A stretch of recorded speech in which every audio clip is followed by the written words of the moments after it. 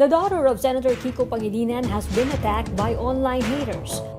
A video of Kakie Pangilinan's 2019 song performance on YouTube is getting attention again.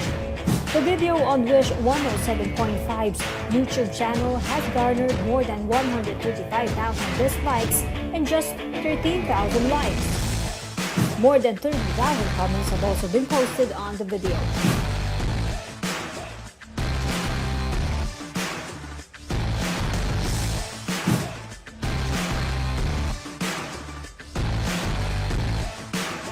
Pangilinan accused BDS or Duterte's diehard supporters of disliking his video and leaving nasty comments.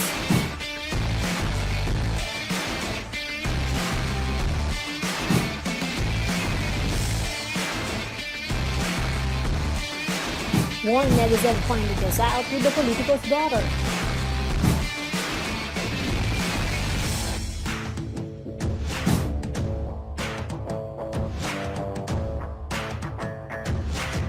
It seems Pangilinan wants her DDS haters to work harder by sharing the Spotify link to her song.